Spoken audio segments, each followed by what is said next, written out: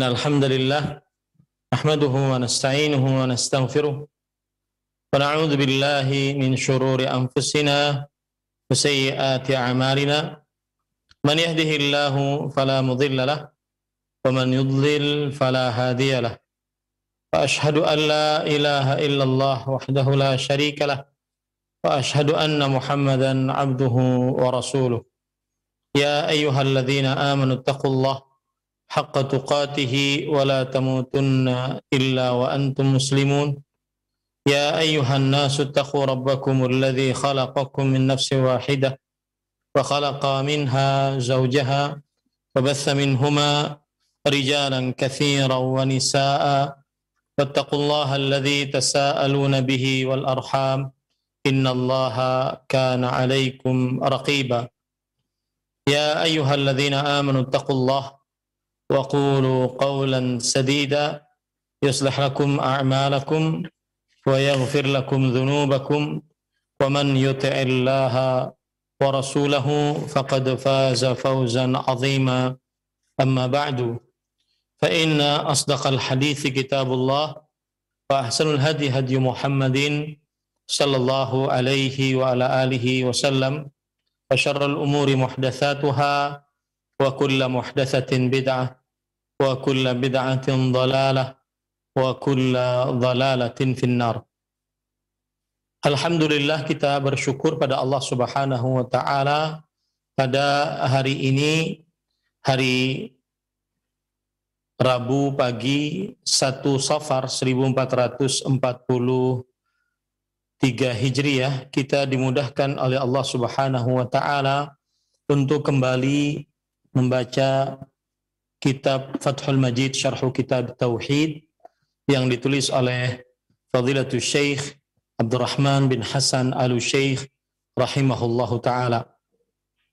Salawat dan salam semoga selalu Allah berikan kepada Nabi kita Muhammad sallallahu alaihi wa ala alihi wasallam, pada keluarga beliau, para sahabat serta orang-orang yang mengikuti beliau sampai hari kiamat kelak. Dengan nama-nama Allah yang husna dan sifat-sifat yang mulia, kita berdoa, Allahumma inna nas'aluka ilman nafi'an wa rizqan tayyiban wa amalan mutaqabbala. Wahai Allah, sesungguhnya kami mohon kepada Engkau ilmu yang bermanfaat, rezeki yang baik, dan amal yang diterima. Allahumma amin. Ahibatil muslimun, a'afanillah wa iyyakum, kaum muslimin, para pemirsa Roja TV, para pendengar Radio Roja yang saya cintai karena Allah. Semoga Allah Subhanahu wa taala selalu memberikan afiat kepada kita di dunia dan di akhirat. Masih kita membaca bab yang pertama, babu fadli tauhidi wa ma yukaffiru minadz dzunub. Bab keutamaan tauhid dan apa-apa dosa yang dihapuskan dengannya. Dan sebagai pengetahuan bahwasanya kita sebenarnya sudah mempelajari dua bab, ya. Bab yang pertama yaitu kitab tauhid. Kemudian ini adalah bab yang kedua. Tetapi sebagian pensyarah dari Fathul Majid menyebutkan bahwasanya bab kitab tauhid adalah sebagai pendahuluan. Dan bab yang pertamanya adalah bab ini yang kita bicarakan sekarang. Fadlut tauhidi wa ma yukaffiru minadz dzunub. Bab keutamaan tauhid dan dosa-dosa yang dihapuskan dengannya. Dan pada pertemuan sebelumnya kita sudah membaca surat Al-An'am ayat 82 sebagai dalil yang pertama yang dibawakan oleh penulis dari bab yang pertama ini, yaitu alladzina amanu wa lam yalbisu imanahum bidzulmin ulaika lahumul amnu wa hum muhtadun. Orang-orang yang beriman dan tidak mencampurkan keimanan mereka dengan kezaliman, dan kezaliman yang dimaksud di sini adalah kesyirikan, maka mereka mendapatkan keamanan dan mereka orang-orang yang diberi petunjuk. Dari ayat ini kita ambil pelajaran bahwasanya salah satu keutamaan tauhid adalah mendapatkan keamanan. Dan keamanan di sini baik keamanan di dunia ataupun keamanan di akhirat. Keamanan di dunia, dia senantiasa akan selalu merasa aman di dalam kehidupannya karena dia bersandar hanya kepada Allah Subhanahu wa taala dan dia bertauhid kepada Allah Subhanahu wa taala. Keamanan di akhirat, dia masuk surga, tidak dimasukkan ke dalam neraka. Kalaupun masuk ke dalam neraka, maka tidak akan pernah kekal di dalam nerakanya Allah Subhanahu wa taala, dan juga mereka ini orang-orang yang mendapatkan petunjuk dari Allah Subhanahu wa taala. Baik. Kemudian pada pertemuan sebelumnya kita juga sudah membaca dalil yang kedua, yaitu hadis Ubadah bin Samit radhiyallahu anhu. Saya bacakan hadisnya.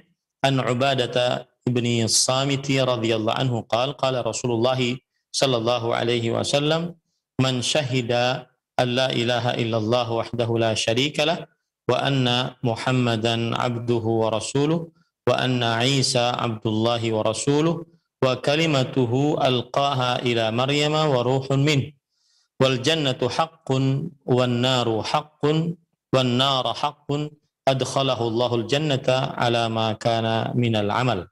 Akhrajah. Dari Ubadah bin Samit radhiyallahu anhu, beliau berkata, Rasulullah sallallahu alaihi wa alihi wasallam bersabda, barang siapa yang bersyahadat bahwa tidak ada ilah yang berhak diibadahi selain Allah semata, tiada sekutu baginya, dan bahwa Muhammad sallallahu alaihi wasallam adalah hambanya dan rasulnya, dan bahwa Nabi Isa adalah hamba Allah dan rasulnya, dan kalimatnya yang Allah berikan kepada Maryam dan ruh darinya, dan bersyahadat bahwa surga benar, neraka benar, niscaya Allah Subhanahu wa taala masukkannya ke dalam surga atas apa yang ada dari amal. Hadis ini diriwayatkan oleh dua imam, Imam Bukhari dan Imam Muslim. Pada pertemuan sebelumnya kita sudah membahas siapa itu Ubadah bin Samit dan nama beliau adalah Ubadah bin Samit bin Qais al-Ansari al-Khazraji Abul Walid, dan kemudian kita sudah menjelaskan man syahida an la ilaha illallah wahdahu la syarikalah, bahwa siapa yang bersyahadat la ilaha illallah, syahadat mengucapkan dengan lisan, meyakini dengan hati, dan mengamalkan dengan anggota tubuh. La ilaha illallah yaitu meyakini bahwa tidak ada Tuhan yang disembahi, yang diibadahi dengan benar selain Allah. Ya, arti ilah, la ilaha, arti ilah adalah al-ma'bud, zat yang diibadahi. Maka tidak ada zat yang diibadahi dengan benar selain Allah. Wahdahu adalah penekanan, semata. La syarika lahu, tidak ada sekutu baginya, juga penekanan. Kita melanjutkan apa yang disebutkan dalam hadis. Qala al-musannifu rahimahullah, penulis kitab Fathul Majid, Al-Syekh Al-Allama Abdurrahman bin Hasan Al-Syekh rahimahullahu taala berkata, wa qawluhu wa anna Muhammadan abduhu wa rasuluh, ay wa syahida bidzalika wa huwa ma'tufun ala ma qablahu ala niyati tiqraril amil. Dan di dalam hadis disebutkan dan bahwasanya siapa yang bersyahadat Muhammad sallallahu alaihi wasallam adalah hambanya dan rasulnya. Kata penulis, yaitu bersyahadat dengan itu, dan ia adalah ma'tuf, disambung atas yang sebelumnya sesuai dengan niat pengulangan atas pelaku perbuatannya. Maksudnya adalah ketika orang mengucapkan asyhadu an la ilaha illallah, maka kemudian dia mengucapkan wa asyhadu anna Muhammadan Rasulullah. Nah, Muhammad dan Rasulullah ini adalah pengulangan atas asyhadu alla ilaha illallah. Jadi dua-duanya dia bersyahadat la ilaha illallah dan bersyahadat Muhammad sallallahu alaihi wasallam abdullahi wa rasuluh. Kemudian di sini disebutkan wa ma'na al-'abdu huna, wa ma'na al-'abdu huna al-mamluku al-'abidu, ay annahu mamlukun lillahi ta'ala.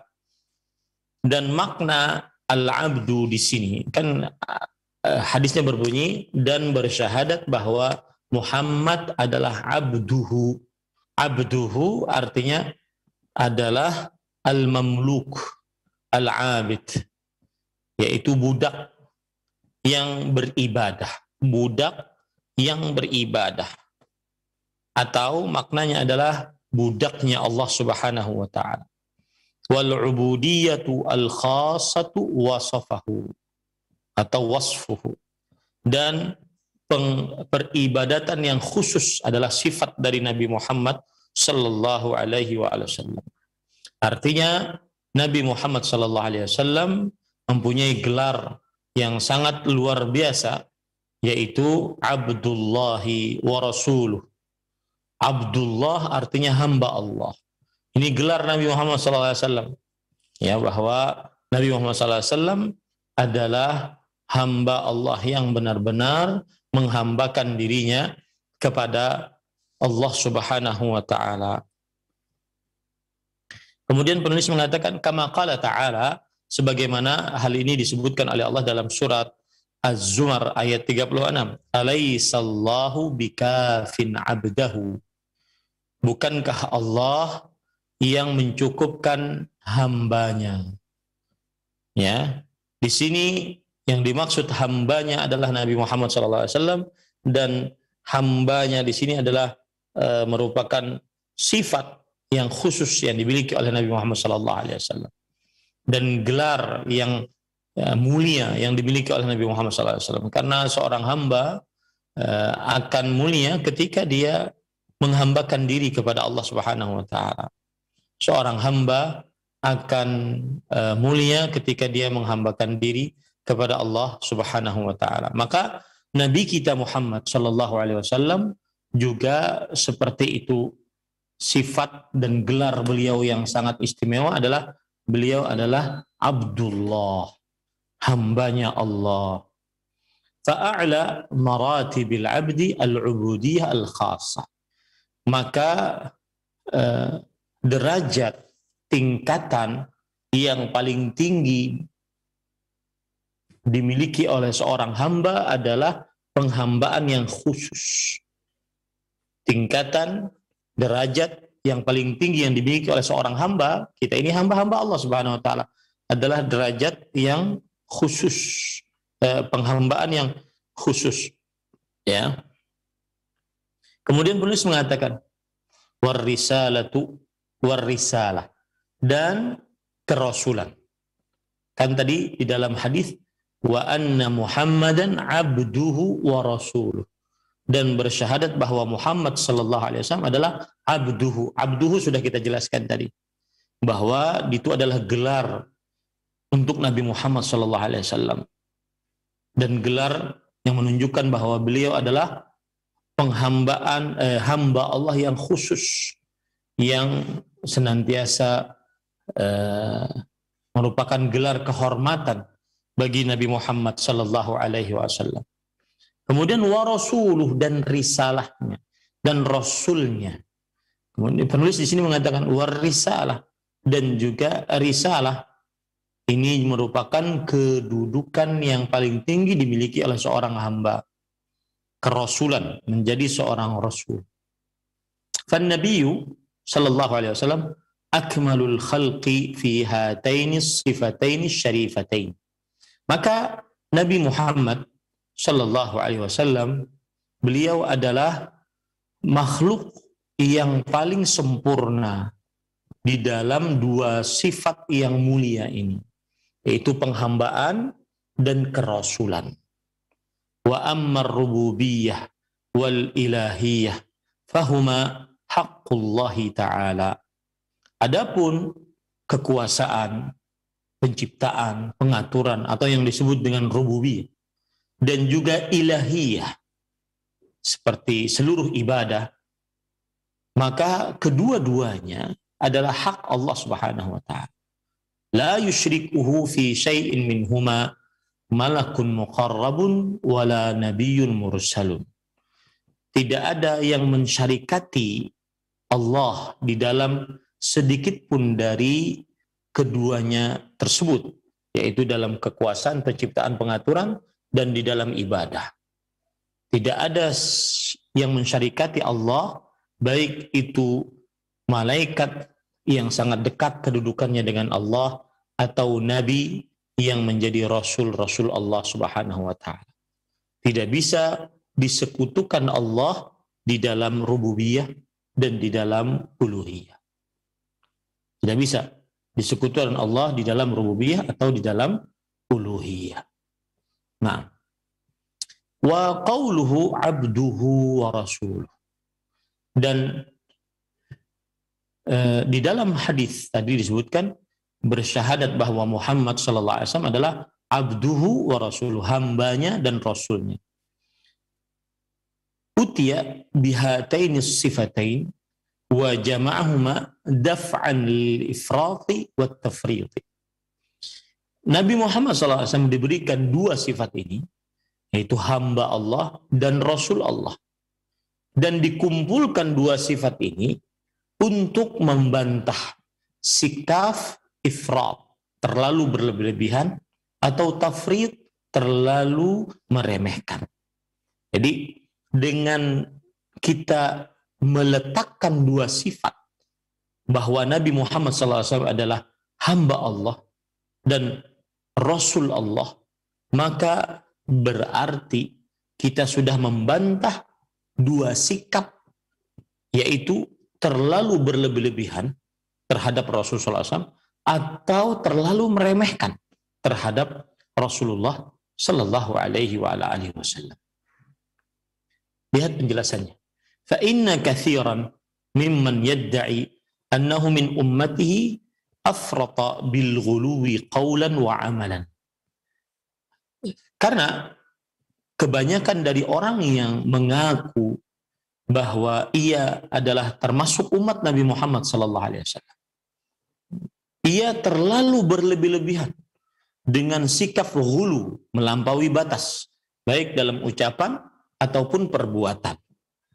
Wa farrata bi tarki mutaba'atihi, dan meremehkan dengan meninggalkan pengikutan terhadap Nabi Muhammad sallallahu alaihi wasallam. Wa'tamada 'ala al-ara'i al-mukhalifati lima ja'a bihi, dan bersandar kepada pendapat-pendapat yang menyelisihi apa yang diajarkan oleh Nabi Muhammad sallallahu alaihi wasallam. Wa ta'assafa fi ta'wili akhbarihi wa ahkamihi, dan dia berani dalam menafsirkan kabar-kabar yang diberikan oleh Rasulullah SAW, hukum-hukumnya bisarfiha an madluliha, dengan memalingkannya dari hal-hal yang ditujuki olehnya. Wasudufu anil inqiyadi laha ma'a itrahiha, dan dia berpaling dari mengikuti Rasulullah SAW atau risalah Rasulullah SAW. Fa inna syahadata anna Muhammadan Rasulullah taqtadil iman bihi. Siapa yang bersyahadat bahwa Muhammad sallallahu alaihi wasallam ini adalah Rasulullah, mengakibatkan beriman kepadanya, wa tasdiquhu fi ma akhbar, dan mempercayai apa yang diberitakan olehnya, wa ta'atuhu fi ma amar, dan mentaatinya di dalam apa saja yang diperintahkan, walintihau amma anhu naha wa jazar, dan menjauhi apa saja yang dilarang dan diperingatkan keras olehnya. Wa an yu'azzima amrahu wa nahyahu, dan hendaknya dia mengagungkan perintah-perintah Allah dan Rasulnya dan larangan-larangan Allah dan Rasulnya. Wala yuqaddimu alaihi qawla ahadin kainan man kana, dan tidak mendahulukan atas Nabi Muhammad SAW ucapan siapapun, ya, ucapan seorang pun, siapapun dia, apapun keadaannya, tidak didahulukan atas Nabi Muhammad SAW. Nah, itu konsekuensi atau akibat orang yang bersyahadat bahwa Muhammad Sallallahu Alaihi Wasallam adalah Rasulullah. Tidak diperbolehkan untuk mendahului ucapan seseorang dibandingkan ucapan Nabi Muhammad, mendahulukan maksud saya, ucapan seseorang dibandingkan ucapan Nabi Muhammad Sallallahu Alaihi Wasallam. Nah, kemudian penulis mengatakan, wal waqi'ul yawm wa qablahu mimman yantasibu ila al-ilmi minal qudati wal muftina khilafu dzalik wallahul musta'an. Dan realita pada hari ini dan juga sebelumnya dari orang-orang yang menisbatkan dirinya kepada ilmu, dari para hakim, para ahli fatwa, berbeda dengan hal itu. Wallahul musta'an. Hanya Allah kita memohon pertolongan. Maksud perkataan beliau ini adalah bahwa semestinya orang yang bersyahadat asyhadu anna Muhammadan Rasulullah itu adalah orang yang menjadikan Rasulullah Sallallahu Alaihi Wasallam senantiasa selalu diimani, dipercayai kabar-kabar dari beliau, ditaati perintahnya, dijauhi larangannya, dan diagungkan perintah dan larangannya. Nah, yang terjadi pada realita di zaman beliau dan juga sebelumnya, kata beliau, apalagi di zaman sekarang, yaitu kebalikannya.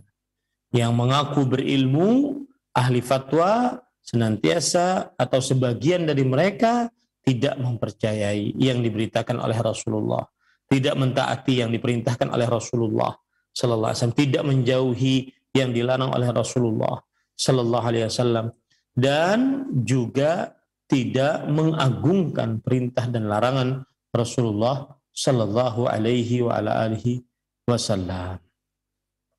Nah, kemudian penulis mengatakan, wa al-waqi'u wa rawad Darimi fi sanadihi fi musnadihi wa rawad Darimi fi musnadihi an Atha ibn Yasar an ibn Salam annahu yaqul inna lanajidu sifata Rasulillahi sallallahu alaihi wasallam syahidan wa mubashiran wa nadhiran wa hirzan lil ummiyin anta abdi wa rasuli sammaituhu al-mutawakkil laysa bifadhin wala ghalidhin wala sakhabin bil aswaq wala yajzi bisayyi'ati mithlaha walakin ya'fu wa yatajawazu walan aqbidahu hatta yuqima al-millata al-muta'awwijata bi an yashhada an la ilaha illallah wa yaftahu bihi a'yunan umya wa adhanan summa wa quluban ghulfa. Dan Imam Ad-Darimi meriwayatkan dalam kitabnya Al-Musnad dari Atha bin Yasar dari Abdullah bin Salam bahwa beliau berkata, sesungguhnya kami benar-benar mendapati sifat Rasulullah sallallahu alaihi wasallam, yaitu sesungguhnya kami utus engkau sebagai pemberi saksi, pemberi kabar gembira, dan pemberi peringatan, dan sebagai penahan untuk orang-orang yang buta tulis, artinya pemberi peringatan juga kepada kaumnya. Engkau adalah hambaku dan rasulku, dan tidak ada aku namakan engkau dengan al-mutawakkil. Engkau tidak kasar, engkau tidak keras, dan engkau tidak suka berteriak-teriak di pasar, dan engkau tidak membalas keburukan dengan keburukan, akan tetapi engkau memaafkan dan berlapang dada, dan aku tidak akan mencabut nyawanya sampai dia menegakkan ajaran yang bengkok, ya, yang bengkok, bahwa tidak ada ilah, Tuhan zat yang diibadahi selain Allah, yang dengannya membuka mata-mata yang buta dan telinga-telinga yang tuli dan hati-hati yang tertutup. Dari hadis ini menunjukkan bahwasanya Nabi kita Muhammad sallallahu alaihi wa alihi wasallam adalah Rasulullah sallallahu alaihi wasallam yang mengakibatkan kita mempercayai kabar yang beliau beritahukan, kemudian mentaati perintah yang beliau perintahkan, menjauhi larangan yang beliau larang, ya, mengagungkan perintah dan larangan beliau. Kemudian penulis mengatakan, qala Ata'u ibnu Yasarin rahimahullah wa akhbarani Abu Waqid al-Laythi annahu sami'a Ka'ban yaqul mithla ma qala ibnu Salam. Dan Ata' bin Yasar rahimahullah berkata, telah memberitahukan kepadaku bahwa Abu Waqid al-Laythi, seorang sahabat Rasulullah SAW, beliau telah mendengar dari Ka'ab bahwa berkata sebagaimana dikatakan oleh Ibnu Salam. Nah, itu tadi penjelasan man syahida an la ilaha illallah wa anna Muhammadan Rasulullah.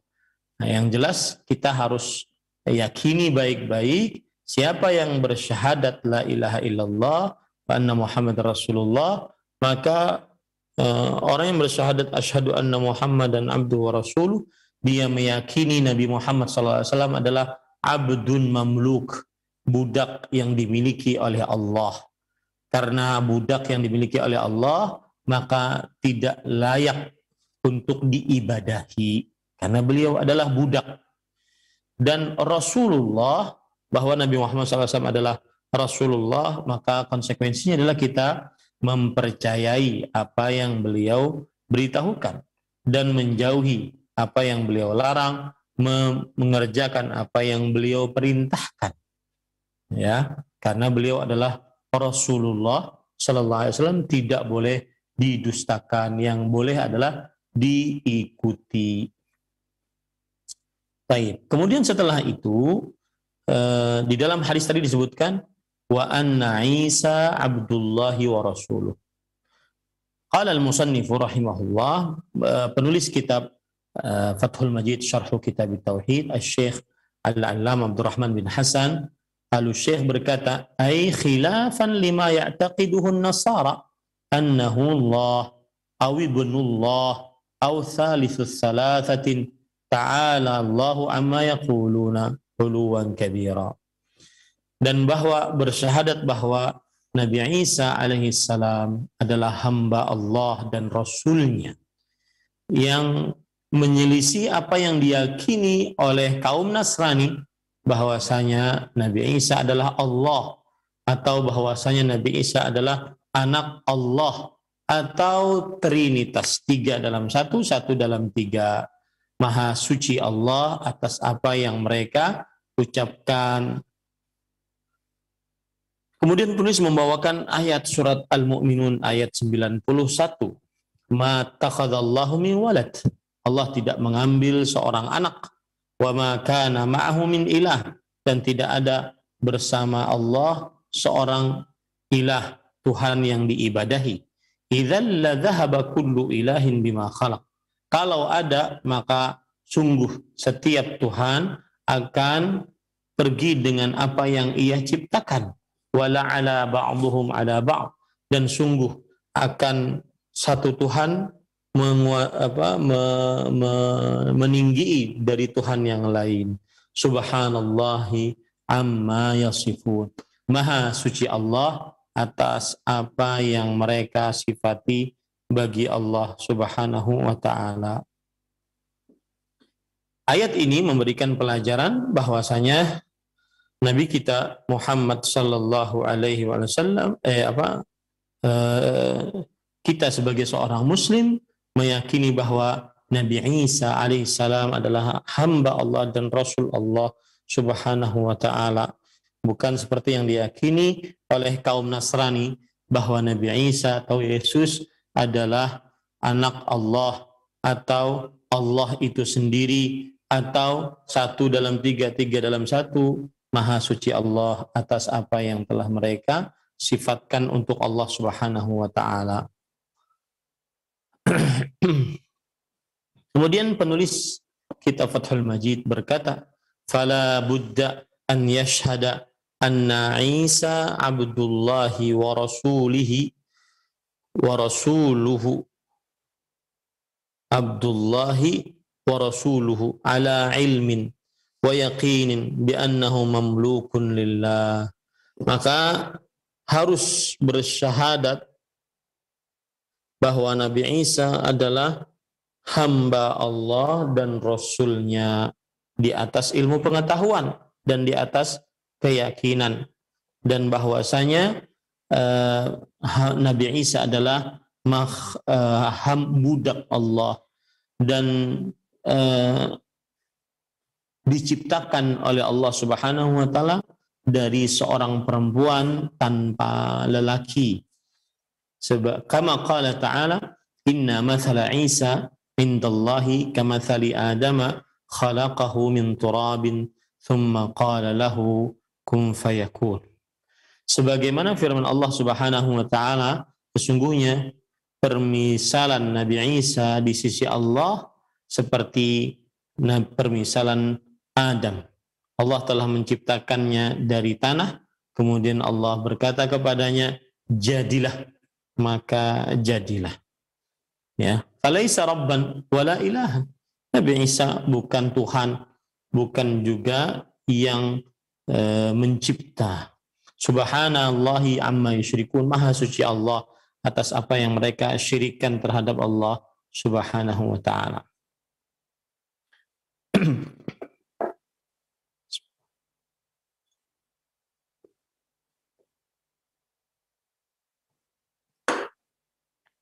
Saya minum dengan tangan kanan ya. Baik, ahibati hafizakumullah ta'ala.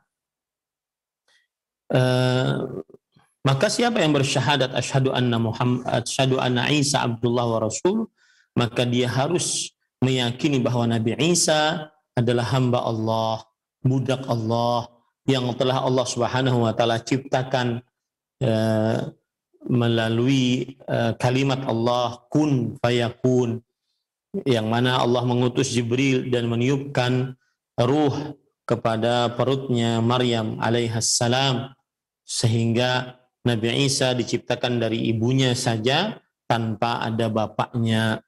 Dan kalau kita perhatikan makhluk-makhluk ciptaan Allah dari mulai Adam diciptakan tanpa bapak dan tanpa ibu, tanpa laki-laki, tanpa perempuan. Jadilah Nabi Adam. Kemudian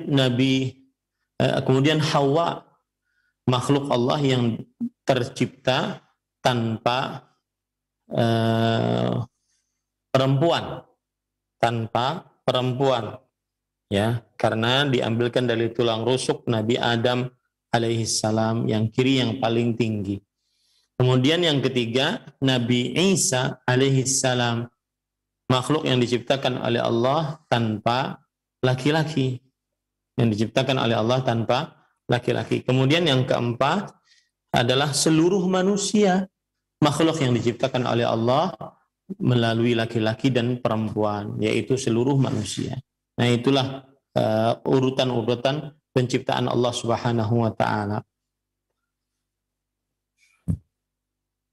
Nah, kemudian penulis mengatakan, maka Nabi Isa alaihissalam bukan Tuhan yang berkuasa, bukan Tuhan yang diibadahi. Maha suci Allah atas apa yang telah mereka syirikkan dengan Allah Subhanahu wa taala. Qala Allah Ta'ala, Allah Subhanahu wa taala berfirman, fa asyarat ilaih. Allah lalu Maryam alaihassalam memberi isyarat kepadanya. Qalu kaifa nukallimu man kana fil mahdi sabiyan. Lalu orang-orang Yahudi pada waktu itu mengatakan, bagaimana kita bisa berbicara kepada anak kecil yang masih dalam buayan. Kemudian Nabi Isa menjawab, Inni abdullah, sesungguhnya aku adalah hamba Allah, budak Allah. Jadi beliau bukan Tuhan, beliau bukan pencipta, pengatur berkuasa, beliau bukan Tuhan yang diibadahi. Atani al-kitab, Allah telah memberikan kepadaku Alkitab, yaitu Al-Injil. Wa ja'alani nabiyyan, dan Allah menjadikan aku sebagai seorang nabi.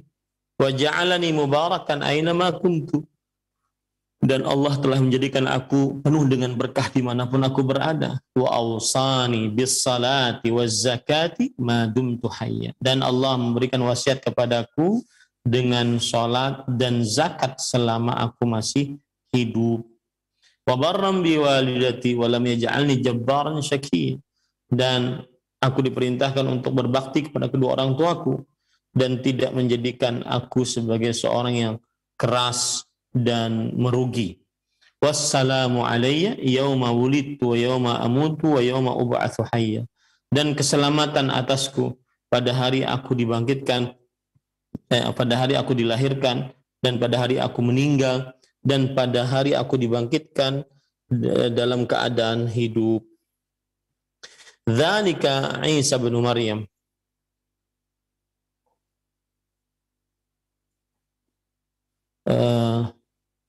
Itulah Isa putra Maryam. Qaulal haqqil ladzi fihi yamtarun. Tentang perkataan yang benar tentang Isa, yang mana mereka berdusta-dusta atas Nabi Isa alaihi salam. Maka lillahi an yattakhidha min waladin subhanahu. Tidak pantas bagi Allah Subhanahu wa taala untuk menjadikan seorang dari anak. Maha suci Allah. Idza qadha amran fa innama yaqulu lahu kun fayakun. Maha suci Allah Subhanahu wa taala, jika Allah telah menetapkan sebuah perkara, maka Allah hanya mengucapkan untuknya jadilah, maka jadilah. Wa innallaha rabbi wa rabbukum fa'buduh hadza siratun mustaqim. Dan sesungguhnya Allah adalah Tuhanku dan Tuhan kalian, maka ibadahilah Ia, inilah jalan yang lurus. Quran surat Maryam ayat 29 sampai 36. Ayat-ayat ini memberikan pelajaran bahwa Nabi Isa alaihissalam bukan Tuhan yang mencipta, yang mengatur, yang berkuasa.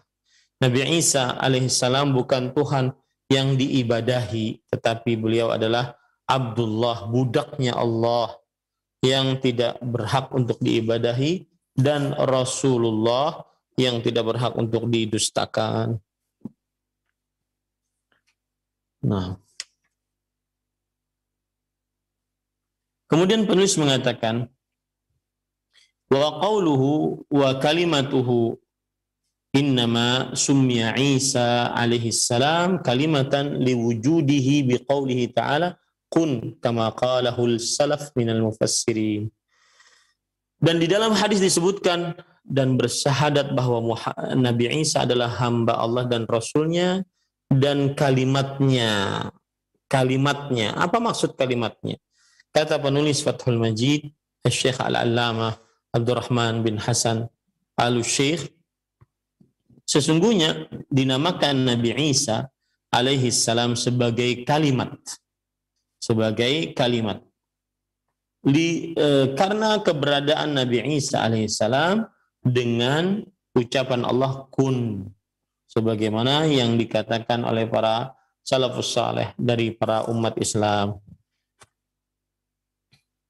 Jadi kan ketika Nabi Isa adanya itu bukan karena Maryam bergaul dengan seorang lelaki, tidak. Bukan karena Maryam bergaul dengan seorang lelaki, tetapi Nabi Isa alaihi salam ada karena Allah mengutus Jibril kepada Maryam, kemudian mengucapkan kepada Maryam kun, ya, jadilah fayakun. Nah, ucapan kun ini adalah perkataan Allah Subhanahu wa taala. Makanya Nabi Isa adalah kalimatnya Allah. Ya, Nabi Isa adalah kalimatnya Allah Subhanahu wa taala. Baik. Kemudian penulis mengatakan wa qawluhu lan yastankifal masihu ay yakuna 'abdan lillah walal malaikatul muqarrabun wa man yastankif an ibadatihi wa yastakbir fasayahsyuruhum ilaihi jami'a. Surat An-Nisa ayat 172. Baik. Allah Subhanahu wa taala berfirman yang artinya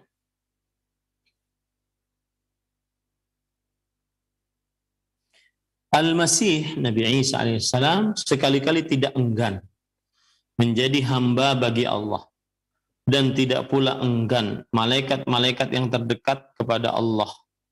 Maksudnya menjadi hamba Allah. Barang siapa yang enggan dari menyembah Allah dan menyombongkan dirinya, nanti Allah akan mengumpulkan mereka semua kepadanya. Ini menunjukkan bahwasanya Nabi Isa alaihissalam adalah hamba Allah, bukan Tuhan. Nabi Isa alaihissalam adalah hamba Allah, bukan Tuhan. Taib. Kemudian penulis mengatakan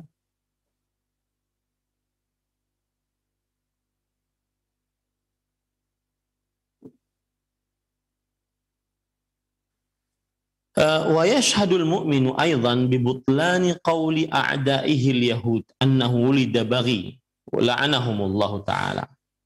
Dan orang beriman bersyahadat juga akan batalnya pendapat musuh-musuh dari Nabi Isa alaihissalam, yaitu kaum Yahudi.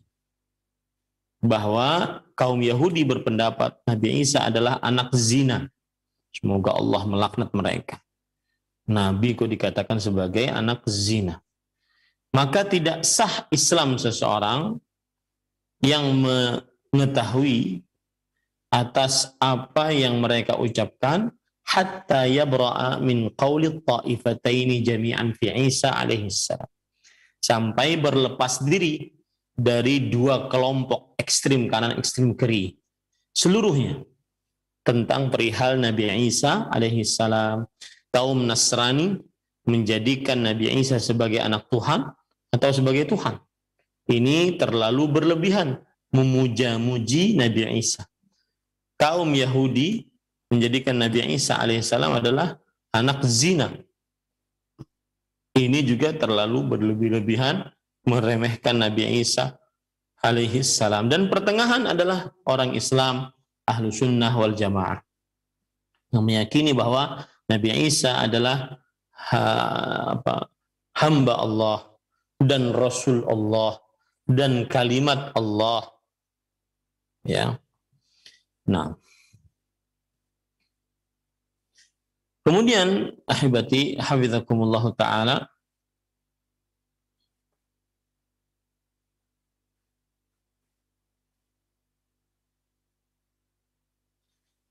lalu penulis mengatakan tadi wa qawluhu wa kalimatuhu, dan di dalam hadis disebutkan dan Nabi Isa adalah kalimat Allah. Innama summiya Isa alaihissalam kalimatan. Sesungguhnya Nabi Isa alaihissalam dinamakan kalimat ataupun ucapan liwujudihi biqaulihi ta'ala kun kama qalahu as-salafu minal mufassirin. Karena keberadaannya dengan firman Allah Subhanahu wa taala kun, sebagaimana yang dikatakan oleh para ulama salaf dari para ahli tafsir. Para ulama salaf dari para ahli tafsir. Baik. Kemudian penulis mengatakan, qala al-Imam Ahmad fi ar-radd 'ala al-Jahmiyah. Imam Ahmad rahimahullah membantah kelompok Jahmiyah. Jahmiyah adalah kelompok yang diketuai atau diprakarsai dipelopori oleh Jaham bin Safwan. Jaham bin Safwan dia menolak seluruh sifat-sifat Allah Subhanahu wa taala.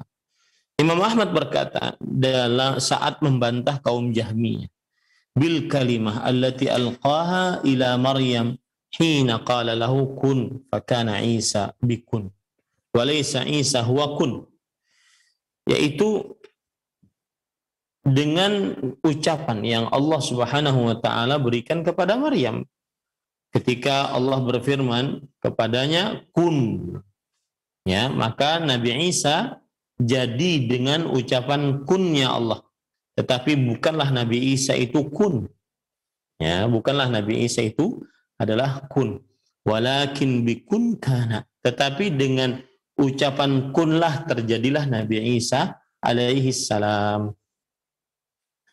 Fa kun minallahi ta'ala qaulun wa laysa kun makhluqan.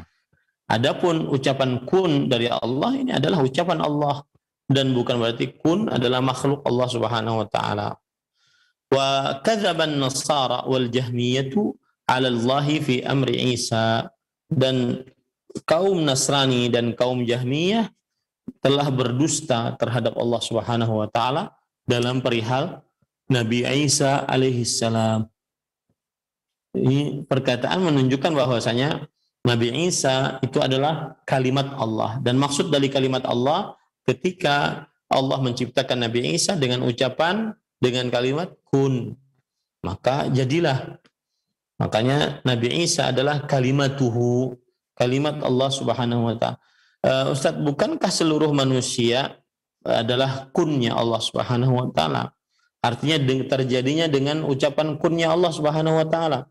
Kenapa hanya Nabi Isa yang dikatakan sebagai kalimat Allah Subhanahu wa ta'ala? Maka jawabannya adalah ya, seluruh manusia terjadi dan tercipta dengan ucapan kunnya Allah Subhanahu wa ta'ala, tetapi dikhususkan untuk Nabi Isa alaihissalam karena ada kaum Yahudi, kaum Nasrani yang terlalu berlebihan, terlalu meremehkan terhadap kaumnya Nabi Isa alaihissalam. Nah,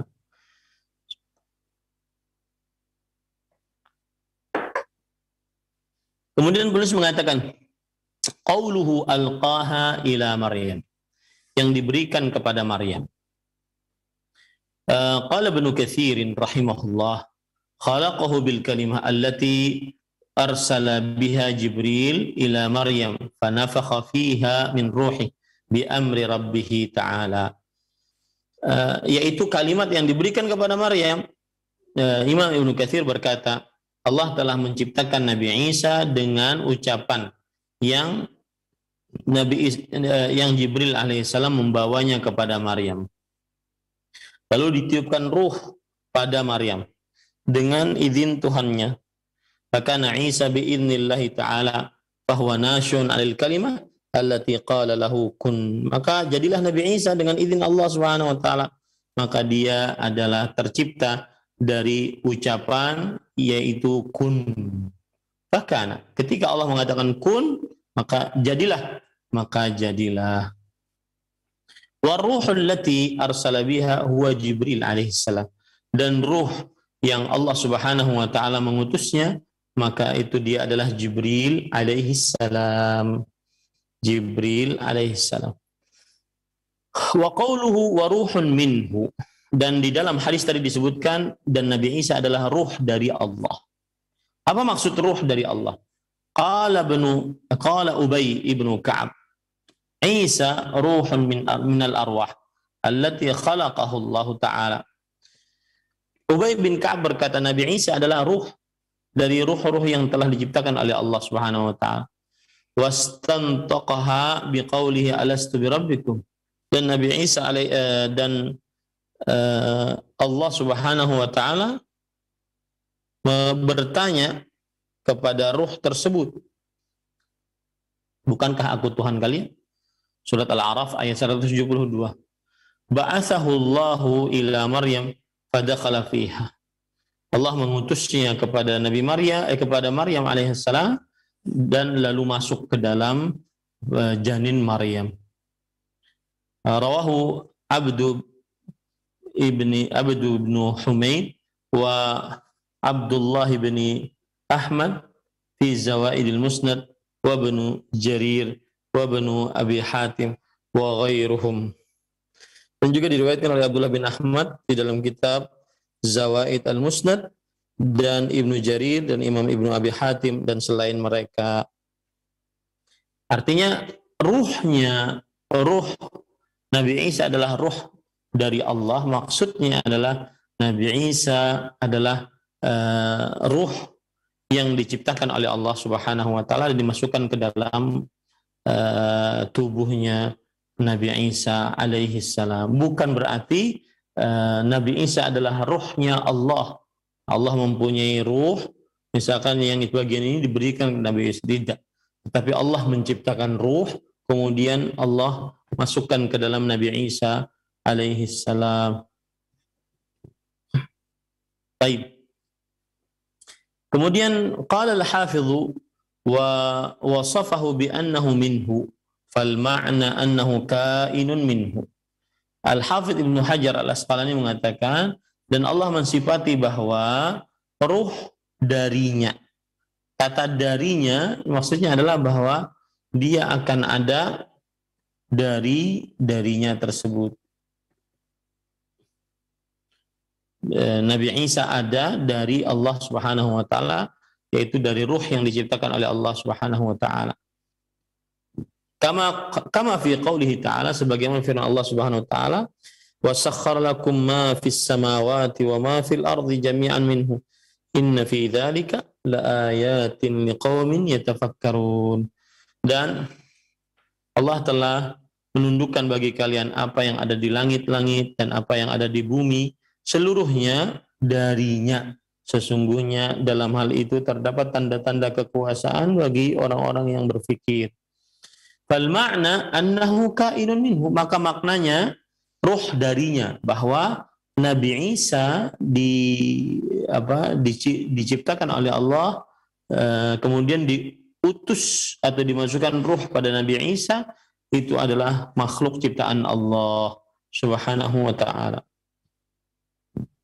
Kama anna ma'na al-ayatil ukhra annahu sakhkhara hadhihi al-asya' kainatun minhu, sebagaimana bahwa firman Allah Subhanahu wa taala pada ayat yang lain menunjukkan bahwa Allah menundukkan perkara-perkara ini sebagai sesuatu yang ada darinya, ai annahum mukawwanun dzalik, bahwasanya itu yang terjadi pada hal itu, wa mujiduhu biqadratihi wa hikmatihi, dan Allah lah yang mengadakannya dengan kuasanya dan hikmahnya Allah Subhanahu wa taala.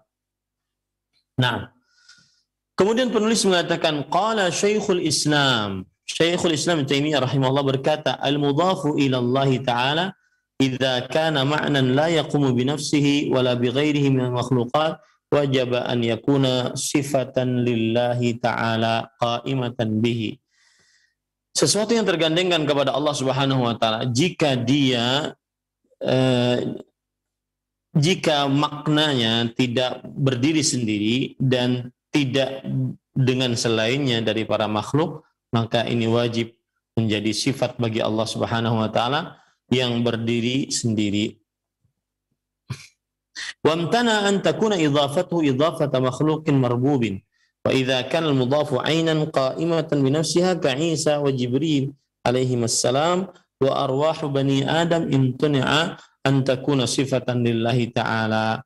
Dan terlarang untuk menggandengkannya dengan penggandengan kepada makhluk yang dicipta oleh Allah Subhanahu wa taala. Apabila yang menggandengkannya adalah suatu zat yang berdiri sendiri seperti Nabi Isa, Jibril alaihissalam, dan ruh-ruh dari anak Bani Adam, maka tidak boleh menjadi sifat bagi Allah Subhanahu wa taala. Karena ma qama bi nafsihi la yakunu sifatan li ghairihi, karena apa yang bangun berdiri sendiri maka tidak menjadi sifat untuk selainnya. Walakinnal a'yan al-mudhafata ila Allah taala ala wajhain, akan tetapi perkara-perkara yang disandarkan kepada Allah Subhanahu wa taala ada dua macam. Ahadihima an tudhafa ilaihi likauniha khalaqaha wa abda'aha fahadha syamilun li jami'il makhluqat ka qaulihim sama'ullah wa ardullah fa jami'ul makhluqat abidullah wa jami'ul malullah. Dinisbatkan kepada Allah karena Allah yang menciptakannya dan Allah yang membuat sesuatu yang baru darinya. Ini mencakup seluruh makhluk seperti langit Allah, bumi Allah, maka seluruh makhluk adalah hamba Allah, seluruh harta adalah harta Allah. Nah, ini tidak mengapa. Ini bukan sifat Allah, tetapi makhluk Allah digandingkan dengan nama Allah karena Allah yang menciptakannya.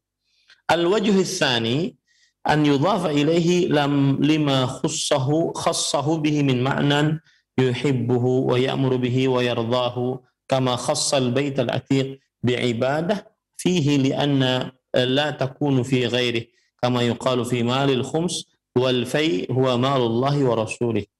Yang kedua penggandengan adalah kepada Allah disebabkan karena kekhususan yang Allah Subhanahu wa taala berikan dari makna-makna yang Allah Subhanahu wa taala cintai dan Allah memerintahkan untuk mengerjakannya, Allah meridhoinya sebagaimana pengkhususan Al-Baitul Atiq dengan ibadah di dalamnya dan tidak ada di dalam selainnya.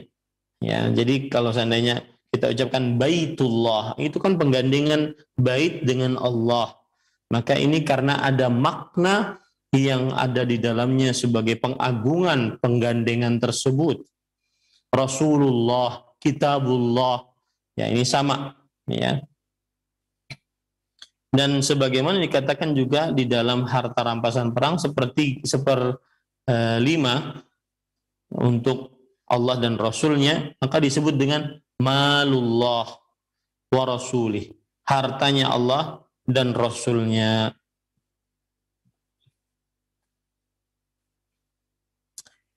Wa min hadza, dan dari hal ini fa'ubadullahi humul ladzina abaduhu wa ata'u amrahu.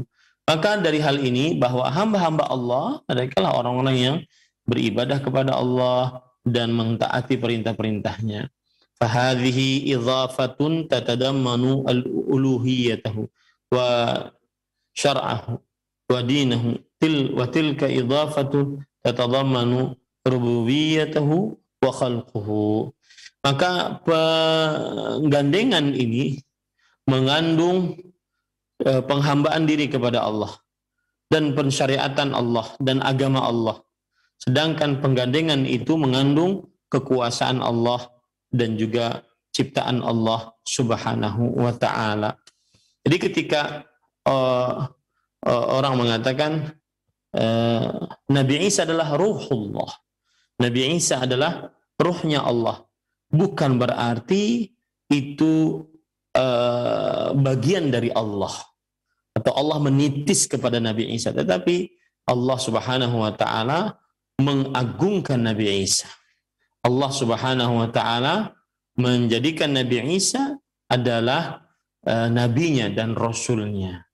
Bukan berarti Nabi Isa adalah anak Allah atau Tuhan, ya, seperti itu. Nah, qauluhu wal jannata haqqun wan nar haqqun.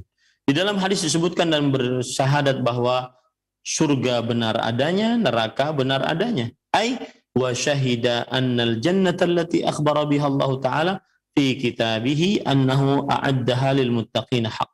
Yaitu bersyahadat bahwa surga yang Allah Subhanahu wa taala kabarkan di dalam Al-Qur'an bahwa Allah telah menyediakannya untuk orang-orang yang bertakwa dengan benar. Ai sabitah la syakka fiha, yaitu bertakwa dengan tetap, tidak ada keraguan di dalamnya. Wa syahida anna an-nar allati akhbara biha ta'ala fi kitabih annahu a'addaha lil kafirin haqqun kadzalika tsabitatun. Dan dia bersyahadat bahwa neraka yang disebutkan oleh Allah dalam Al-Qur'an bahwa itu telah disediakan untuk orang-orang yang kafir itu benar adanya dan tetap adanya. Dia menyaksikan itu. Dia meyakini itu dengan keyakinan tanpa ada keraguan di dalamnya. Bahwa surga disediakan untuk orang-orang yang bertakwa, neraka disediakan untuk orang-orang yang bermaksiat. Dia meyakini dengan benar akan hal itu. Tidak ada keraguan sedikit pun di dalamnya. Itu maksudnya. Kama qala ta'ala, sebagaimana firman Allah dalam surah Al-Hadid ayat 21, sabiqu ila maghfiratin min rabbikum wa jannatin arduha ka'ardis sama'i wal ard u'iddat lil ladzina amanu billahi wa rusulihi dzalika fadlullah yu'tihi man yasha wallahu dzul fadlil azim. Sebagaimana firman Allah dalam surat Al-Hadid ayat 21, bersegeralah, berlomba-lombalah menggapai ampunan dari Tuhan kalian dan surga yang luasnya seluas langit dan bumi yang telah disediakan untuk orang yang beriman kepada Allah dan Rasul-Nya. Yang demikian itu adalah karunia Allah yang Allah berikan kepada siapa yang dikehendakinya, dan Allah Maha Kuasa dan Maha Besar. Nah, ini menunjukkan bahwasanya siapa yang bersyahadat bahwa surga itu benar adanya, dan maksud bersyahadat surga itu benar adanya, bahwa surga itu benar-benar disediakan untuk orang-orang yang bertakwa dan dia tidak ragu akan hal itu. Neraka benar-benar disediakan untuk orang-orang yang bermaksiat dan dia tidak ragu akan hal itu. Itu yang dimaksud. Wa qala ta'ala, dan juga Allah Subhanahu wa taala berfirman dalam surah Al-Baqarah ayat 24. Fa illam taf'alu wa lan taf'alu fattaqun nar allati waquduha an-nas wal hijarah u'iddat lil kafirin. Dan jika kalian tidak mengerjakannya dan kalian tidak akan pernah mengerjakannya, maka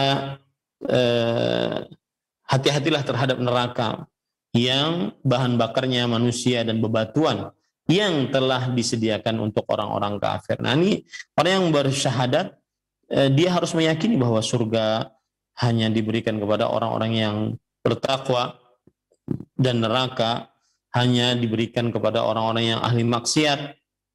Ya. Nah, dia harus meyakini itu tanpa ada keraguan sedikit pun di dalamnya. Wa fil ayataini wa nadhairihima dalilun ala anna al-jannata makhluqatani al-an khilafan lil mubtadi'ah wa fiha al-imanu bil ma'ad. Dan di dalam dua ayat yang saya sebutkan tadi, surat Al-Hadid ayat 21, surat Al-Baqarah ayat 24, dan juga yang semisal dari keduanya adalah sebagai dalil bahwa surga dan neraka dua-duanya adalah makhluk Allah Subhanahu wa taala sekarang. Berbeda dengan orang-orang ahli bid'ah yang di dalam keduanya beriman kepada kepada hari kiamat, hari kebangkitan. Ya, jadi dua ayat tadi, Al-Hadid ayat 21, Al-Baqarah ayat 24, ini menunjukkan bahwa surga adalah makhluk Allah, neraka adalah makhluk Allah Subhanahu wa taala. Dan juga bahwasanya surga disediakan untuk orang-orang yang bertaat kepada Allah dan neraka disediakan untuk orang-orang yang bermaksiat. Nah, inilah keyakinan yang benar, berbeda dengan orang-orang ahli bidah, ya, yang mereka menyatakan bahwasanya surga dan neraka bukan makhluk Allah Subhanahu wa taala. Surga dan neraka bukan makhluk yang diciptakan oleh Allah Subhanahu wa taala. Dan di dalam ayat-ayat tadi juga terdapat beriman kepada hari kebangkitan. Baik, sedikit lagi kita lanjutkan. Wa qauluhu adkhalahu Allahul jannah ala ma kana minal amal. Dan ucapan di dalam hadis bahwa Allah akan memasukkan seseorang sesuai dengan amalnya. Maka Allah pasti akan masukkannya ke dalam surga bagaimanapun atau sesuai kondisi amal perbuatannya. Ya. Maksudnya adalah hadhil jumlatu jawabus syart.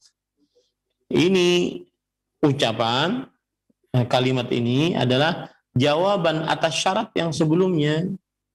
Ya, Di dalam riwayat, jadi siapa yang bersyahadat la ilaha illallah, bersyahadat Muhammad Rasulullah, hamba Allah dan Rasulnya, bersyahadat Nabi Isa adalah hamba Allah dan Rasulnya, dan kalimat Allah yang Allah berikan kepada Maryam, dan ruh dari Allah Subhanahu wa Ta'ala, dan bersyahadat bahwa surga benar adanya, neraka benar adanya, maka, nah itu jawaban syarat namanya, maka siapa begini, maka, nah ini jawaban syarat namanya, maka pasti Allah masukkannya ke dalam surga atas atau sesuai dengan amal perbuatannya. Jadi ini jawaban syarat. Ini jawaban atas syarat yang sebelumnya.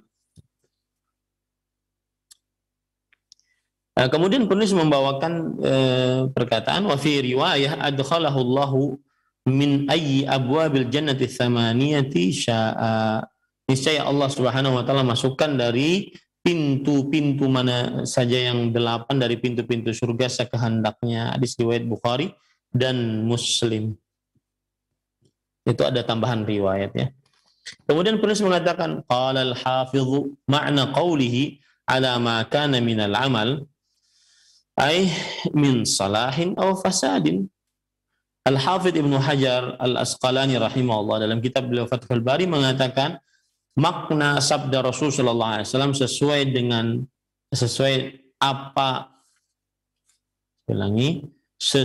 kondisi amal perbuatannya,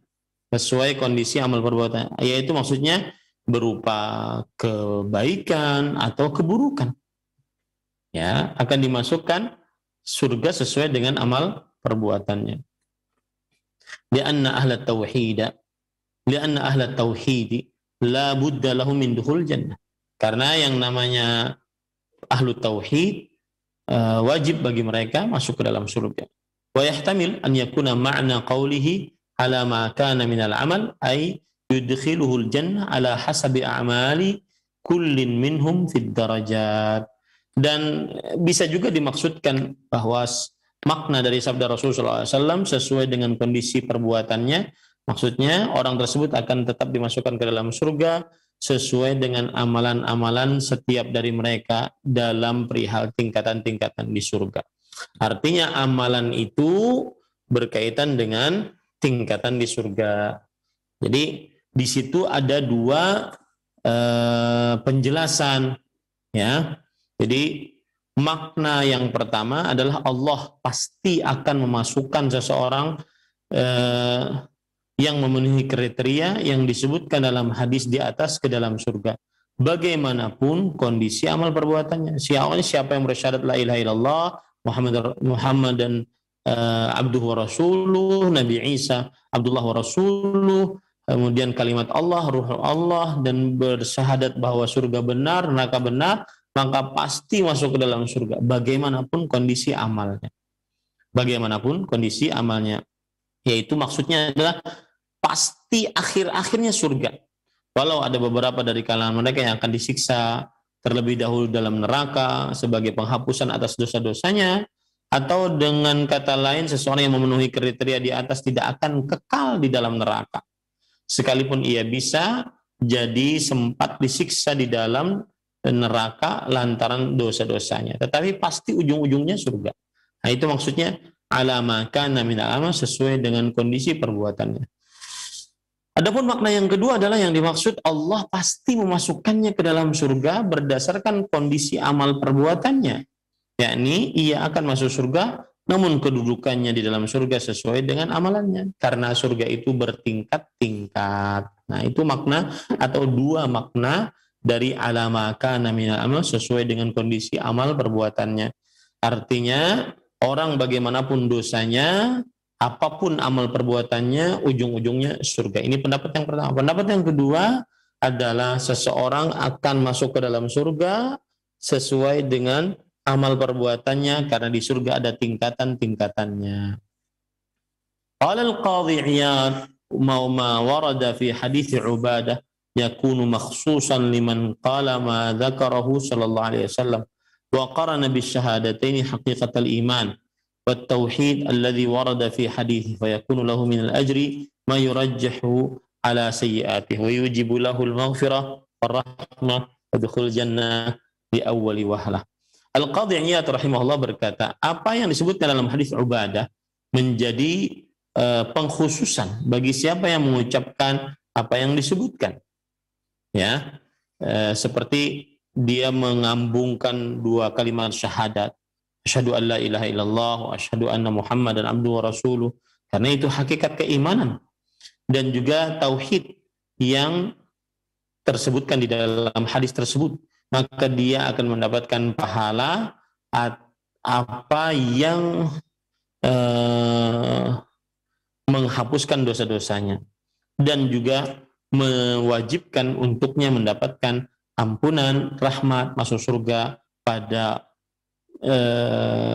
pertama-tama orang-orang masuk ke dalam surganya Allah Subhanahu wa ta'ala. Artinya begini, siapa yang bersyahadat la ilaha illallah Muhammad Abdullahi wa Rasuluh, Nabi Isa Abdullahi wa Rasuluh, bersyahadat bahwa Nabi Isa adalah kalimat Allah, ruh dari Allah, bersyahadat bahwa surga dan neraka benar adanya, maka dia akan mendapatkan masuk surga. Kenapa? Karena dengan syahadat-syahadat tersebut terhapus dosa-dosanya, yang akhirnya mengkonsekuensikan dia mendapatkan maghfirah, ampunan, rahmat, dan masuk surga dari pertama-tama orang-orang masuk ke dalam surganya Allah Subhanahu wa ta'ala.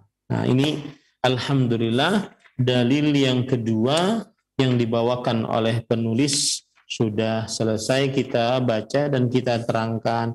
Semoga yang disampaikan bermanfaat. Wallahu a'lam. Sallallahu Nabi Muhammad. Alhamdulillahi Rabbil Alamin. Saya kembalikan kepada pembawa acara Akhi Ari Hafizahullah. Barakallahu fikum wa jazakallahu khairan. Terima kasih atas bimbingan dan pelajaran yang telah disampaikan pada kesempatan pagi hari ini. Semoga menjadi tambahan ilmu dan faidah-faidahnya kita bisa amalkan dalam ketaatan kepada Allah Subhanahu wa ta'ala. Selanjutnya kepada pemerhati roja dimanapun Anda berada, silakan yang ingin bertanya. Kita akan bacakan dari pesan singkat yang telah masuk. Pertanyaannya, Assalamualaikum warahmatullahi wabarakatuh. Ustadz, Ana mau bertanya. Ana baru mengenal sunnah. Dulunya sebelum saya tahu, saya sakit terus kata orang harus diruqyah. Apakah benar kalau yang sudah diruqyah nggak bisa masuk surga? Kalau belum tahu hukumnya, bagaimana? Dari hamba Allah di Bekasi, silakan Ustaz. Tidak benar yang sudah diruqyah tidak masuk surga atau tidak bisa masuk surga. Tidak benar. Jadi begini, ada hadis yang berbunyi bahwa sab'una alfan yadkhulunal jannah bighairi hisabin wala adzab.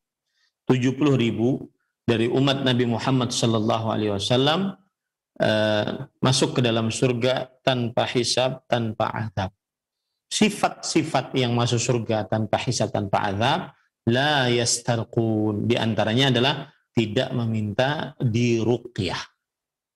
Berarti kalau dia sakit kemudian dia tidak meminta kepada orang lain agar orang lain meruqyah dirinya. Ruqyah itu artinya adalah menjampi-jampi dengan bacaan-bacaan yang ada dalam Al-Qur'an ataupun doa-doa dari hadis-hadis yang sahih.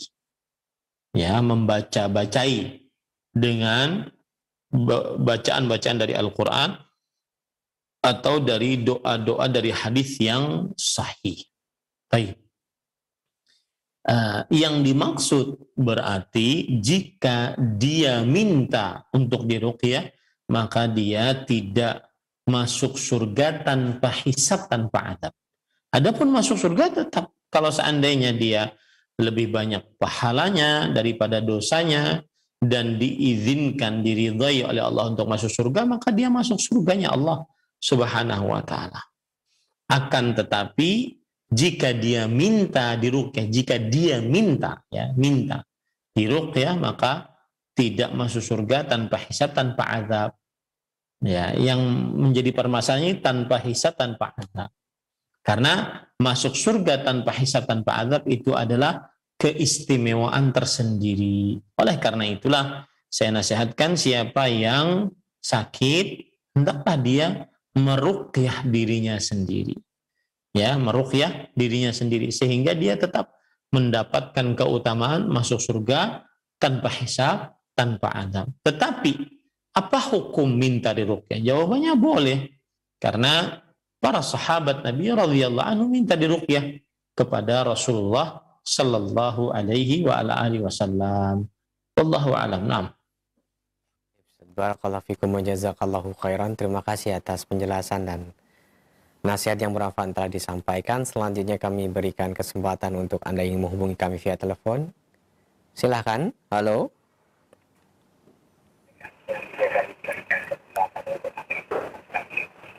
Halo. Halo, selamat siang. Iya, dengan Ibu siapa di mana? Saya dari Cengkareng. Iya, salamnya Bu. Ya, saya mau nanya, Pak Silakan. Ustaz. Assalamualaikum, Pak Ustaz. Waalaikumsalam warahmatullahi wabarakatuh. Saya baru masuk Muslim, baru 2 tahun. Mama saya memang Muslim, tapi saya panggilan ya. Saya malam-malam doa, tapi kok kayaknya saya nggak bisa doa. Terus ada yang nyuruh saya sholat. Memang saya dari kecil udah diajarin sholat. Saya sholat. Alhamdulillah saya dapat hidayah ya. Saya sakit, sembuh karena air wudhu.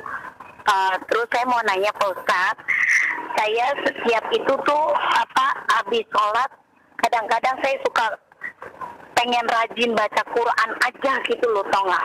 Jadi saya sekarang udah hafal Al-Fatihah sampai ayat kursi, tapi saya pingin maju lagi, tapi kadang-kadang saya nggak bisa gitu ya bacanya. Tapi saya minta Allah tolong saya gitu, beri saya hidayah saya biar bisa baca Quran. Kalau saya terbata-bata apakah saya dosa Pak Ustaz? Ya, baik Ibu. Terus saya itu aja. Terima kasih Pak Ustaz. Assalamualaikum. Waalaikumsalam warahmatullahi wabarakatuh. Silakan Ustaz. Sebelumnya saya ucapkan kepada ibu yang baru masuk dalam agama Islam, ahlan wa sahlan wa marhaban. Selamat datang di agama seluruh umat manusia, dan juga semoga ibu senantiasa selalu diberkahi oleh Allah, diberikan istiqamah dalam iman sampai wafat menjemput kita seluruhnya. Dan saya nasihatkan agar ibu tetap menimba ilmu agama secara sistematis, teratur, dari mulai belajar rukun Islam, kemudian rukun iman, dan jangan lupa juga belajar bagaimana tata cara beribadah dalam agama Islam. Karena jangankan orang yang baru masuk Islam, orang yang sudah lama masuk Islam saja diwajibkan baginya untuk belajar ilmu agama Islam. Karena Islam dibangun di atas ilmu yang berdasarkan dari Al-Quran dan hadis Rasul Sallallahu Alaihi Wasallam. Maka saya nasihatkan ibu belajar pelan-pelan tentang rukun Islam, rukun iman. Baik. Kemudian setelah itu, adapun pertanyaan ibu, apakah bacaan Al-Quran saya yang masih belajar ini jika terbata-bata maka saya berdosa? Maka jawabannya tidak sama sekali. Ya, Rasulullah sallallahu alaihi wasallam bersabda, "Al-mahiru bil Qur'an ma'as safaratil kiramil bararah, walladhi yatata'ta'u fihi wa huwa alaihi syak, lahu ajran." Orang yang lancar membaca Al-Quran, dia akan bersama para malaikat yang baik-baik dan yang mulia. Dan orang-orang yang terbata-bata lisannya berat membaca Al-Quran, maka dia mendapatkan 2 pahala. Pahala atas pembacaannya terhadap Al-Quran, dan yang kedua pahala usahanya dalam membaca Al-Quran. Maka teruslah belajar, dan apabila sudah dapat menghafal sedikit-sedikit, baca yang sedikit itu di dalam sholat. Allah Subhanahu wa ta'ala maha luas rahmatnya. Wallahu alam. Nah.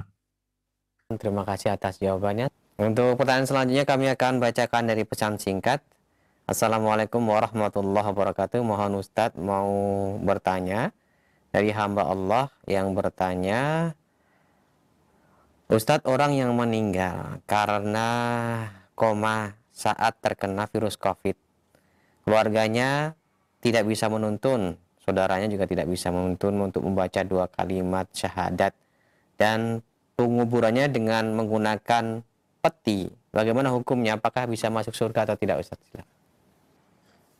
Bismillah, walhamdulillah, wassalatu wassalamu ala rasulillah wa ala alihi wa ashabihi wa man wala.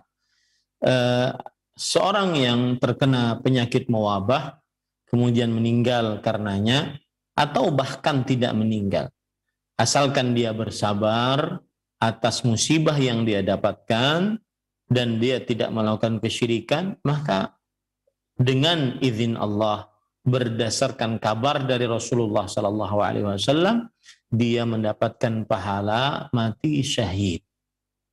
Pahala mati syahid. Dan orang yang mendapatkan pahala mati syahid, niscaya dia masuk ke dalam surganya Allah Subhanahu wa taala. Ini sebagaimana hadis dari Aisyah radhiyallahu anha tentang penyakit ta'un, bahwa siapa yang di dalam daerahnya dia mendapati penyakit ta'un, lalu dia berdiam di daerah tersebut, kemudian dia bersabar berharap pahala dari Allah, maka lahu ajru syahid, dia akan mendapatkan pahala mati syahid. Dan orang yang mendapatkan pahala mati syahid, maka dia dijamin surga oleh Allah Subhanahu wa taala. Nah, adapun mayit tersebut dalam keadaan koma sendirian, tidak ada yang menemani dari keluarganya, dan tidak bisa mengucapkan atau mentalkinkan la ilaha illallah, maka kita katakan seseorang akan diwafatkan sesuai dengan kebiasaan dia saat di dunia.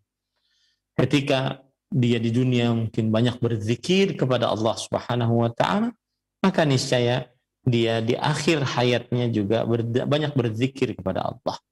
Ya, dan kita berdoa kepada Allah Subhanahu wa taala, meskipun mendapati keluarga terdekat kita tidak bisa kita talkinkan dan kemudian dikuburkan dalam keadaan diplastiki dan dimasukkan ke dalam peti, tidak bisa kita sama sekali untuk melihatnya dan mengurusnya, maka pada saat itu kita berdoa kepada Allah. Ya, Allahumma ghfir lahu wa tsabbithu, ya Allah, ampuni, berikan maghfirah kepadanya dan tetapkan ucapannya saat dia menjawab pertanyaan di dalam kubur. Wallahu a'lam. Nah. Barakallahu fikum, terima kasih atas nasihat dan jawabannya. Selanjutnya kami berikan kesempatan kembali, silahkan di line telepon. Halo. Assalamualaikum warahmatullahi wabarakatuh. Waalaikumsalam warahmatullahi wabarakatuh. Dengan siapa ini, di mana? Gini, Ustaz. Assalamualaikum. Waalaikumsalam. Dengan siapa Bapak, di mana? Hamba Allah dari Sulbar, Ustaz. Silahkan Bapak pertanyaannya. Begini, Ustaz. Saya tuh kadang-kadang kalau berpikir, ya air mata saya itu meleleh. Tapi kadang juga itu apa namanya masih biasa juga melakukan dosa. Bagaimana kiatnya itu supaya Ustaz? Iya. Cukup ya Pak? Iya Ustaz, ya. Terima kasih ya Pak. Silakan Ustaz. Wassalatu wassalamu ala rasulillah wa ala alihi wa sahbihi wa man wala. Apa yang terjadi pada diri Bapak ketika kita khusyuk hati, kemudian berlinang air mata, maka bersyukurlah akan hal itu dan teruslah pelihara kebiasaan tersebut. Karena Rasulullah SAW bersabda, lan yalijan nara ainun bakat min khasyatillah. Tidak akan terperosok ke dalam neraka mata yang menangis karena takut kepada Allah Subhanahu wa taala. Maka ini patut disyukuri dan patut diistiqamahkan kebiasaan khusyuk dan berzikir saat sendirian yang menyebabkan air mata berlinang. Kemudian Bapak tadi bilang bahwasanya tetapi terkadang saya juga lalai.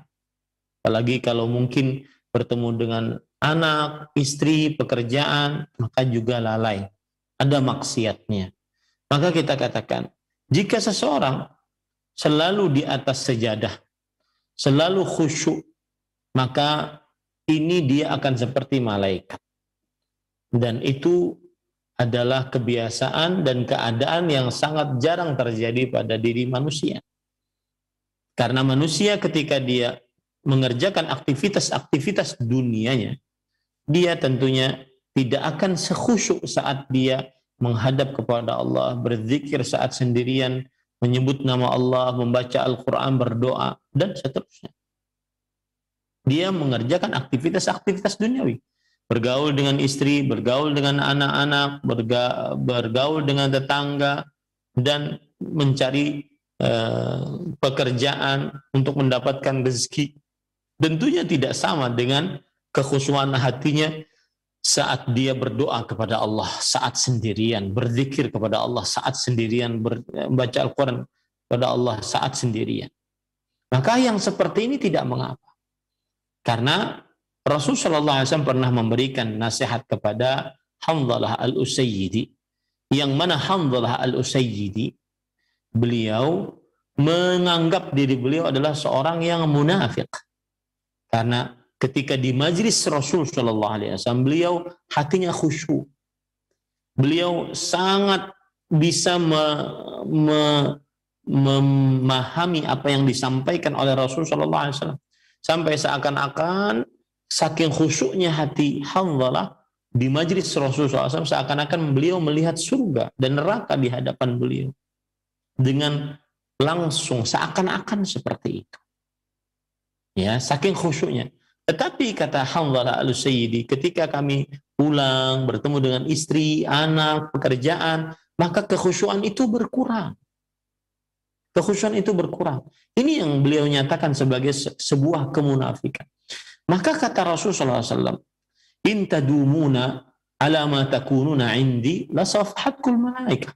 Wahal Hanzalah al-Usayyidi, jika kalian selalu seperti itu, seperti kalian berada di hadapanku di majlisku penuh dengan kekhusyuan, maka para malaikat akan menyalami kalian fi turuqikum wa fi furushikum, di jalan-jalan kalian, di tempat-tempat tidur kalian, karena berarti sejenis dengan malaikat, yang malaikat mempunyai sifat la ya'sunallah ma amarahum wa yaf'aluna ma yu'marun, tidak bermaksiat dengan apa yang diperintahkan kepada mereka dan mengerjakan apa saja yang diperintahkan kepada mereka. Nah itu. Jadi kemudian kata Rasulullah SAW, walakin ya Hanzalah sa'atan fasa'a. Akan tetapi wahai Hanzalah, terkadang kita seperti ini, terkadang kita seperti ini. Terkadang kita khusyuk hati menghadap kepada Allah, bisa menangis karena takut siksa Allah, bisa menangis akan nikmat-nikmat Allah. Terkadang kita mengerjakan aktivitas-aktivitas dunia. Ya, maka ini tidak mengapa dua hal ini. Cuma yang tidak diperbolehkan adalah saat mengerjakan aktivitas dunia kita terperosok ke dalam maksiat. Nah, segera wajib bertobat, segera wajib bertobat. Tidak ada iman orang yang selalu stagnan terus gitu, sama, nggak ada. Pasti ada naik, turun, naik, turun. Saat turun cepat bertobat, saat turun cepat bertobat. Maka apa yang Bapak rasakan tadi adalah semestinya seseorang dia tetap berusaha terus khusyuk hatinya kepada Allah, dan apabila mengerjakan pekerjaan-pekerjaan duniawi, kerjakanlah untuk bisa nantinya lebih khusyuk lagi mengerjakan pekerjaan-pekerjaan ukhrawi. Dan nasihat saya kepada diri saya pribadi dan juga kepada Bapak yang bertanya adalah, asalkan tidak bermaksiat saat mengerjakan pekerjaan-pekerjaan duniawi, maka kita tetap di atas kekhusyuan hati kepada Allah Subhanahu wa taala. Ya. Karena kalau ada sebagian orang yang keliru bahwa dia harus selalu di masjid, dia harus selalu di atas sejadah, dia harus selalu berzikir di atas sejadah, berdoa di atas sejadah, tidak mengerjakan pekerjaan-pekerjaan duniawi, mengais rezeki dengan dalih agar hati khusyuk, tidak mau melihat maksiat. Nah, ini tidak benar. Ya, ini keliru. Yang benar adalah saat dia fokus beribadah, beribadahlah dengan khusyuk. Saat dia mengerjakan aktivitas duniawi, jangan dia bermaksiat. Kalau bermaksiat, cepatlah bertobat kepada Allah Subhanahu wa taala dan niatkan aktivitas duniawi tersebut untuk dimudahkan beribadah kelak kepada Allah Subhanahu wa taala. Wallahu a'lam. Nah. Assalamualaikum wa jazakallahu khairan. Terima kasih atas jawaban dan nasihatnya. Selanjutnya kami bacakan pesan singkat dari seorang ibu di Majalaya yang bertanya, Pak Ustadz, saya ingin sekali di akhir hidup saya nanti masuk surga. Jika seorang istri selama bersama suami banyak menyakiti hati suami yang sekarang telah tiada, bagaimana cara meminta maafnya kepada suami yang telah tiada? Terima kasih Ustadz. Alhamdulillah wassalatu wassalamu ala Rasulillah wa ala alihi wa sahbihi wa man. Jazakumullahu khairan. Memang penyesalan ada pada akhirnya, itu selalu ya.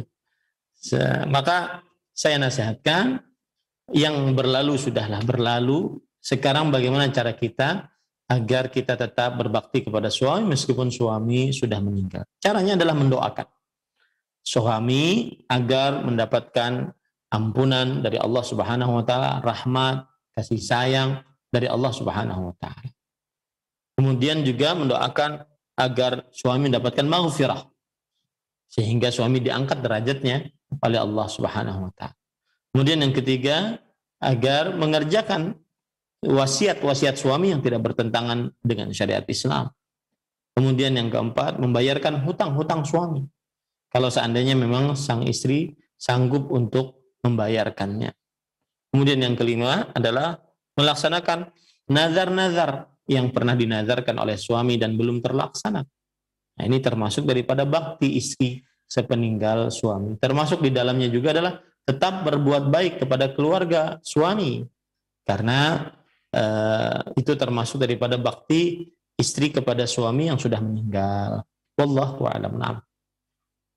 Ustaz, barakallahu fikum wa jazakallahu khairan. Selanjutnya kami bacakan dari Ibu Penny di Sorong, Papua yang bertanya, Assalamualaikum Ustadz, saya sangat mengharapkan sekali untuk bisa masuk surga.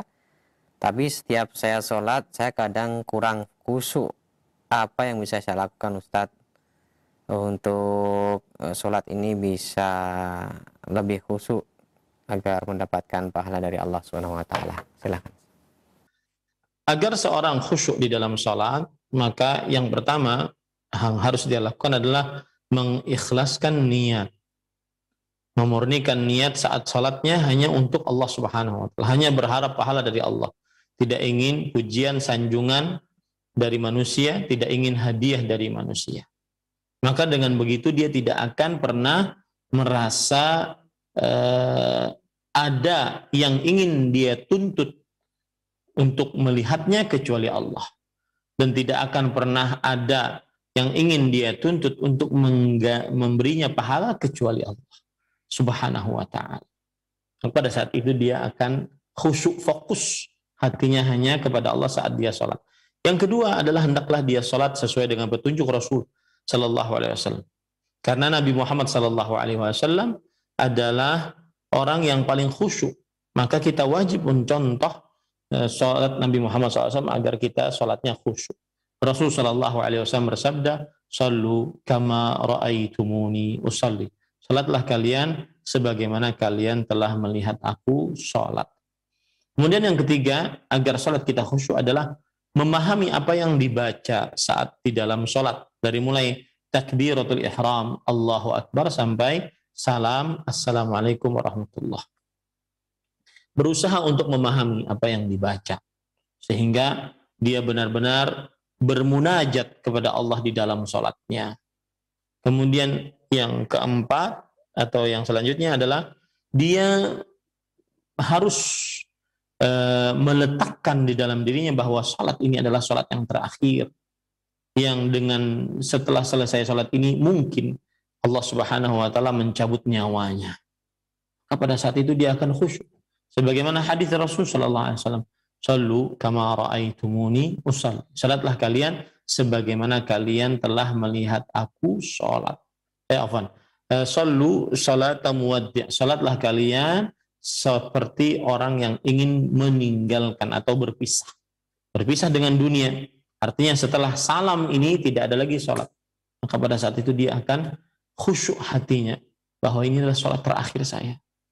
Setelah ini tidak ada sujud lagi, setelah ini tidak ada takbiratul ihram lagi, maka dia akan khusyuk.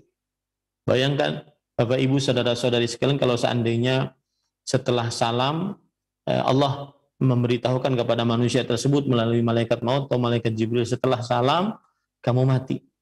Apa yang terjadi? Mungkin dia tidak akan salam-salam. Salatnya lama, salatnya khusyuk, salatnya penuh dengan tangisan, salatnya penuh dengan kehadiran hati. Ya, karena setelah salam dia meninggal. Jadi wajar sekali hadis riwayat Imam Abu Daud, Rasulullah SAW bersabda, "Sallu salata muwaddi'." Salatlah kalian salat orang yang ingin meninggalkan dunia ini. Wallahu a'lam. Naam. Jazakallahu khairan. Terima kasih atas nasihat yang bermanfaat dan menguatkan bagi yang bertanya. Nampaknya pertanyaan tadi merupakan terakhir pertemuan kita. Terima kasih Ustadz atas nasihat-nasihatnya. Mohon ikhtitamnya Ustadz, silakan. Bismillah, walhamdulillah, wassalatu wassalamu ala rasulillah wa ala alihi wa sahbihi wa man wala. Ahibati, hafizakumullah. Tadi kita sudah membahas dalil yang kedua di dalam bab yang pertama, bab fadlu tauhid wa ma yukaffiru minadz dzunub. Bab keutamaan tauhid dan dosa-dosa yang diampuni karenanya. Dan dalil kedua tersebut adalah dalil yang membantah seluruh kelompok-kelompok dan agama-agama yang menyimpang dari agama Islam. Membantah kaum Yahudi, membantah kaum Nasrani, membantah orang-orang yang terlalu berlebihan mengagungkan Nabi Muhammad SAW, membantah orang-orang yang terlalu meremehkan Nabi Muhammad SAW, membantah orang-orang yang lebih mengedepankan akal, yang mengatakan surga dan neraka tidak akan ada, kemudian tidak akan kekal, membantah seluruh agama dan kelompok-kelompok yang menyimpang dari agama Islam dan dari ajaran Ahlu Sunnah wal Jamaah. Dan siapa yang bersyahadat la ilaha illallah, inti pendalilan dari ayat ini adalah siapa yang bersyahadat tauhid la ilaha illallah, bersyahadat dengan lisan, mengucapkan dengan lisan, meyakini dengan hati, dan mengamalkan dengan anggota tubuh bahwa tidak ada ilah, zat yang diibadahi dengan benar selain Allah, kemudian ditambah dengan bersyahadat Muhammad sallallahu alaihi wasallam adalah hamba dan rasul Allah, ditambah lagi dengan bersyahadat bahwa Isa adalah hamba dan rasul Allah, kalimat Allah, ruh dari Allah, kemudian bersyahadat bahwa surga dan neraka adalah benar adanya, maka dia akan masuk ke dalam surga sesuai dengan kondisi amalnya. Dan sudah kita jelaskan yang dimaksud dengan kondisi amalnya adalah bahwa apapun yang dilakukan oleh hamba tersebut selama dia bersyahadat la ilaha illallah, maka kesudahannya pasti surga. Entah dia masuk langsung ke dalam surga atau disiksa dulu di dalam neraka, tetapi dia tidak akan pernah kekal di dalam neraka karena kesudahannya pasti surga. Atau yang dimaksud dengan sesuai dengan kondisi amalnya adalah bahwa dia akan masuk surga, dan yang membedakan tingkatan-tingkatan dia di surga adalah amal-amalnya. Ini menunjukkan keutamaan tauhid yang sangat luar biasa. Semoga kita bisa melanjutkan kajian ini. Wallahu a'lam, sallallahu nabiyana Muhammad walhamdulillahi rabbil alamin. Wassalamualaikum warahmatullahi wabarakatuh.